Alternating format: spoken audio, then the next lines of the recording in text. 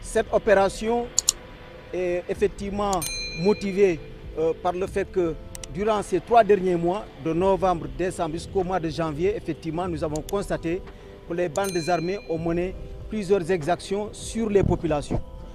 Les événements les plus récents et les plus marquants, c'est particulièrement la tuerie au niveau de Niadjou avec les 2 jeunes qui avaient disparu en novembre et dont on a retrouvé les restes humains plus tard, 2 mois plus tard. Et ensuite, il y a eu l'exaction sur les populations qui étaient parties fréquenter la forêt de Toubacouta. Donc ces 2 événements majeurs ont suffi pour déclencher cette opération. Cette opération, elle a été déclenchée, elle avait 3 objectifs. Premièrement, il s'agissait pour les armées de créer les conditions sécuritaires propices pour favoriser le retour des populations dans leur bercail qu'elles ont abandonné, ça fait 30 ans exactement.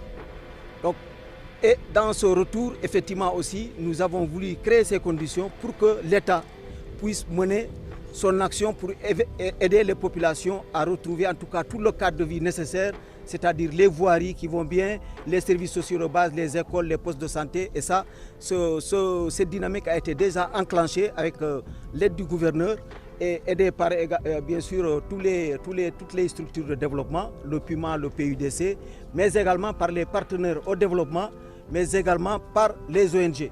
Et cette action, elle est bien enclenchée depuis le mois de juillet passé, parce qu'il y avait déjà quelques populations qui étaient rentrées au niveau de Bissine, mais également au niveau de Bindjalou. Donc ce processus il est bien enclenché et il est irréversible. L'État est auprès des populations pour les aider dans tous ces domaines-là. Le deuxième objectif, il s'agit pour nous, après cette opération, et là nous avons également enclenché cette dynamique, c'est de nous rétablir sur la frontière.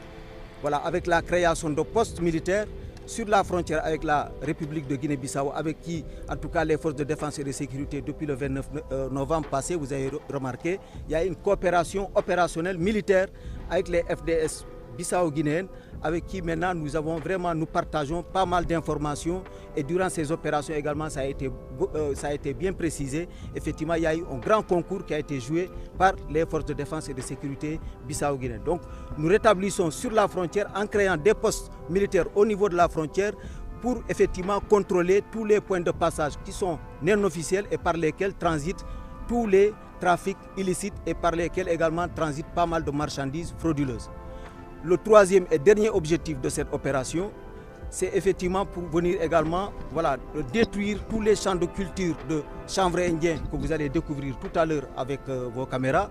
Mais c'est des exploitations industrielles de chanvre indien que vous allez découvrir aujourd'hui, mais qui nourrissaient l'économie criminelle des bandes armées qui étaient installées dans cette forêt de Blaze.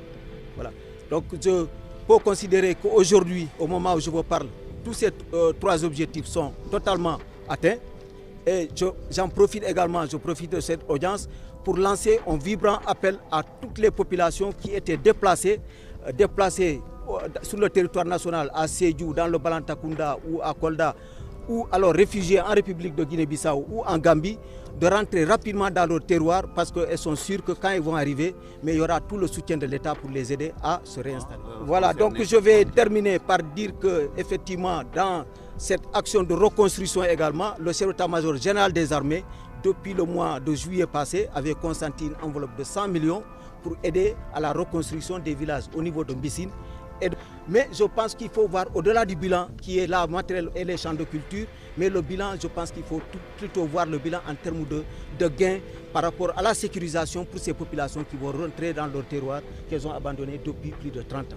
Et ça c'est fondamental et on ne peut pas le calculer. Ça. Les opérations dans d'autres zones, je ne saurais dire, parce qu'effectivement ici, il faut remarquer aussi que voilà, tout est lié. Les armées, c'est la guerre, c'est la continuation de la politique par d'autres moyens. Donc tant que l'autorité politique effectivement est en train de négocier avec certains groupes armés qui sont prêts à déposer les armes, il y a eu beaucoup de déclarations entre-temps, mais voilà, rien n'expliquera effectivement qu'on puisse se relancer dans d'autres actions de sécurisation. Néanmoins, il y a des lignes rouges qui sont désormais tracées et sur lesquelles on ne voudrait pas que désormais, en tout cas, quelconque groupe armé ou bande armée viennent les franchir. C'est une exaction sur population sera tout de suite interprétée par nous comme une déclaration de guerre. Et sur ça, nous sommes intransigeants. Il n'est plus question qu'on accepte chacun touche à 1 chevaux d'élevage.